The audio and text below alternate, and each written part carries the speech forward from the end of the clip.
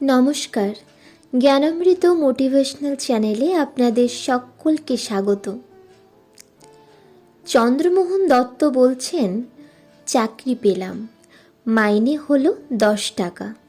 মোহনকে নিয়ে রোজ বাজারে যেতাম। কিছুদিন বাজার করার পর মহারাজ আমাকে উদ্বোধনের বই প্যাক করা ও বই বিক্রি করার কাজে লাগালেন। বাংলাদেশের কয়েক জায়গায় তখন রামকৃষ্ণ মিশন আশ্রম হয়েছে। সেই সব মিশনে বা আশ্রমে ঠাকুর ও স্বামীজির উৎসব হলে আমি উদ্বোধনের বই নিয়ে বিক্রি করতে যেতাম। মুটে পাঁচু বই নিয়ে যেত। পাঁচু যখন আসতে পারতো না, তখন আমি বইয়ের প্যাকেট কাঁধে করে নিয়ে যেতাম। অন্য মুটে বা রিক্সা ব্যবহার করতাম না।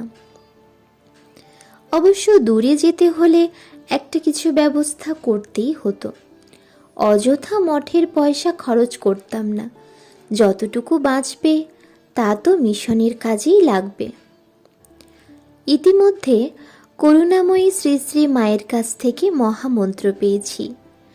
এখন উদ্বোধন আর কেবল কর্মক্ষেত্র নয়, গুরুবাড়িও বটে। গুরুবাড়ির নর্দমা পরিষ্কার করাকেও আমি পুণ্য কর্ম বলে মনে করি। তাই বইয়ের প্যাকেট কাঁধে করে নিয়ে যাবার সময় আমার মনে হতো আমি মায়ের চরণ কাঁধে করে নিয়ে যাচ্ছি। মা আমাকে পরে জপ করার জন্য একটি রুদ্রাক্ষের মালা নিজের হাতে শোধন করে দেন। সেই মালায় আমি নিত্য জপ করি। আমি মায়ের অনেক ছোটোখাটো কাজ করতাম। মায়ের কাছে যখন তখন যেতে পারতাম। তার কাছে আমার কোনো সংকোচ হতো না। মাও আমার কাছে অসংকোচেই কথা বলতেন। মা আমাকে খুবই স্নেহ করতেন। প্রয়োজনে অপ্রয়োজনে আমাকে ডেকে যখন যা বলতেন তাই পালন করে আমি খুব আনন্দ পেতাম। নিজেকে কৃতার্থ মনে করতাম। একদিন মা আমাকে বললেন, চন্দু, তোমাকে দিয়ে আমার কিছু কাজ করিয়ে নিচ্ছি। কেন জানো? আমি যখন থাকবো না, তখন এই সব কাজগুলির কথা মনে করে তুমি শান্তি পাবে। একদিন কথায় কথায় মা বললেন, আমার সন্তানদের আর জন্ম হবে না, তোমারও আর জন্ম হবে না। এই জন্মই তোমার শেষ জন্ম। শুনে আমি কিছুই বলতে পারিনি। কৃতজ্ঞতা প্রকাশের ভাষাও আমার মুখে তখন ছিল না। শুধু চোখের কোল বেয়ে অশ্রু গড়িয়ে পড়েছিল। নিচে নেমে আসার সময় দেখলাম সিঁড়ির মুখে শরৎ মহারাজ দাঁড়িয়ে আছেন। আমার চোখে তার চোখ। সেই চোখে রয়েছে কৌতুকের হাসি। মহারাজ বললেন, কি হে, 16 আনা গুছিয়ে নিলে? যার কাছ থেকে ব্রহ্মা বিষ্ণু মহেশ্বর কৃপা পাবার জন্য দিনরাত কত তপস্যা করছেন, আর তুমি কি না তার এই একটু আধটু কাজ করে আসল কাজটিই হাসিল করে নিলে? যাও যাও, আর ভাবনা কি, এখন ড্যাং ড্যাং করে ঘুরে বেড়াও। আমি আর কি বলবো? আনন্দে আহ্লাদে আমি তখন নির্বাক। শুধু চোখ জলে ভেসে যাচ্ছে। জ্যৈষ্ঠ মাস, আম কাঁঠাল পাকানো গরম পড়েছে। একদিন আমি খালি গায়ে বই প্যাক করছি। আমার কাঁধে ঘা হয়েছে। খবর এলো মা ডাকছেন। খালি গায়েই মায়ের কাছে গেছি। কিছু বলার জন্য মা আমার মুখের দিকে তাকাতেই কাঁধের ঘা দেখতে পেয়ে বললেন, চন্দু, তোমার কাঁধে ঘা হলো কি করে? আমি বললাম, বইয়ের প্যাকেট কাঁধে করে মাঝে মাঝে নিয়ে যাই, তার ঘষাতেই বোধহয় ঘা হয়েছে, 2 দিন পরেই শুকিয়ে যাবে। মা বললেন, পাঁচু কোথায়? আমি বললাম, পাঁচু কয়েকদিন আসছে না। শুনে মা বললেন, অন্য ব্যবস্থা করনি কেন? আশ্রমের পয়সা বাঁচানোর কথা বলায় তিনি বললেন, পাঁচু যেদিন আসবে না সেদিন অন্য ব্যবস্থা করবে। এই বলে একটা ছোট্ট বাটিতে কিছুটা সর্ষের তেল মন্ত্র পড়ে দিয়ে বললেন, এই তেলটা ঘায়ের জায়গায় কয়েকদিন মেখো, সেরে যাবে। কয়েকদিন মাখার পর কাঁধের ঘা একেবারেই শুকিয়ে গেল।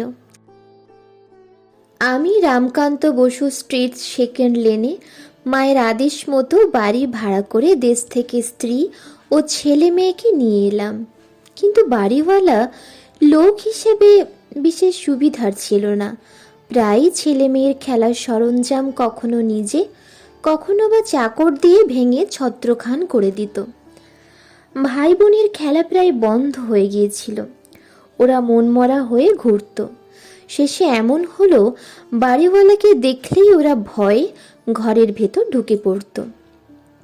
একদিন শ্রী শ্রী মাকে বাড়িওয়ালার ব্যবহারের কথা বলায় মা খুব দুঃখ পেয়ে বললেন, আহা, শিশুদের খেলা বন্ধ করে দিতে ওর মনে একটুও কষ্ট হয় না? তারপরই শরৎ মহারাজকে ডেকে বললেন, শরৎ, বাড়িওয়ালা চন্দুর খোকাখুকির খেলা বন্ধ করে দিয়েছে। তুমি চন্দুর জন্য একটা জায়গা দেখে বাড়ি করে মাথা গোজার ব্যবস্থা করে দাও। শিশুরা খেলতে পারবে না, সে কি হয়? শ্রী শ্রী মায়ের ইচ্ছায় আর শরৎ মহারাজের চেষ্টায় বাগবাজারের বোসপাড়া লেনে 7.5 কাঠা জমি জোগাড় করা হলো। শরৎ মহারাজই সব কিছু করে ফেললেন। 3.5 কাঠার ওপর হলো বাড়ি, আর বাকি জায়গায় শাকসবজির বাগান। বাড়ি তৈরির যাবতীয় খরচ ও ব্যবস্থার দায়িত্ব নিলেন শরৎ মহারাজ। নতুন বাড়িতে ছেলে মেয়ে আর স্ত্রীকে নিয়ে এলাম। পাকা দেওয়াল, টিনের ছাদ, একটি খুঁটি পুঁতে শরৎ মহারাজ ভিত স্থাপন করলেন। মা তখন দেশে ছিলেন। মাকে আগেই ভিত স্থাপনের কথা চিঠিতে লিখেছিলাম। মা উত্তরে আমাদের লিখেছিলেন, তোমার পত্র পেয়ে লিখিত সমাচার জ্ঞাত হলাম। তোমার বাড়ির খুঁটি পোঁতবার জন্য শরৎ যে দিন ঠিক করেছে তাই উত্তম। সাধু ব্রহ্মচারীদের নিয়ে এলাম গৃহপ্রবেশের দিন। সেদিন শরৎ মহারাজ আসেননি। স্বামী বিরজানন্দ ও অন্যান্যরা এসেছিলেন। তারা ষোড়শোপচারে শ্রী শ্রী মা ও ঠাকুরের পট পূজা করলেন, চণ্ডীপাঠ এবং রামনাম কীর্তনও করলেন। শ্রী শ্রী মা স্বয়ং নিজের ও ঠাকুরের পট পূজা করে দিয়েছিলেন মায়ের বাড়িতেই। সেই পট নিয়ে এসে বসানো হলো। আজও বাড়িতে সেই পটের নিত্য পূজা হয়। ঠাকুর ঘরে শ্রী শ্রী মায়ের চুল, নখ, কাপড় রাখা আছে। বাড়িতে শ্রী শ্রী মায়ের চরণ চিহ্ন বাঁধানো আছে। মায়ের পায়ে দেওয়া পুষ্পাঞ্জলির ফুল, মন্ত্র পড়া হরিতকি ও মায়ের জপ করে দেওয়া রুদ্রাক্ষের মালাও আছে। শ্রী শ্রী মা একবার 1 মুঠো চাল আমার হাতে দিয়ে বলেছিলেন, এগুলো চালের গোড়ায় রেখে দিও পুটলি বেঁধে। চালের অভাব কোনোদিন হবে না তোমাদের। প্রসঙ্গত একটা কথা বলি, যা আমার স্ত্রীকে ছাড়া কাউকে বলিনি। শ্রী শ্রী মা কে তা তিনি আমাকে দয়া করে দেখিয়েছিলেন, বুঝিয়ে দিয়েছিলেন। তিনি স্বর্গের দেবী, মর্তে মানবী হয়ে জন্ম নিয়েছেন আমাদের উদ্ধারের জন্য।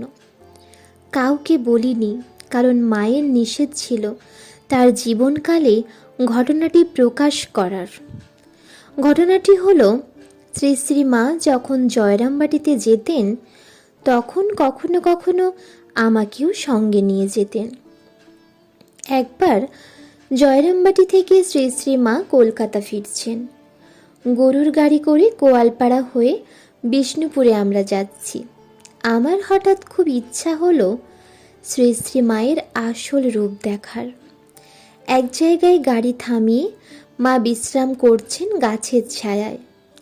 নিরিবিলি দেখে মাকে একান্তে বললাম, মা, আপনি আমাকে সন্তানের মতো স্নেহ করেন।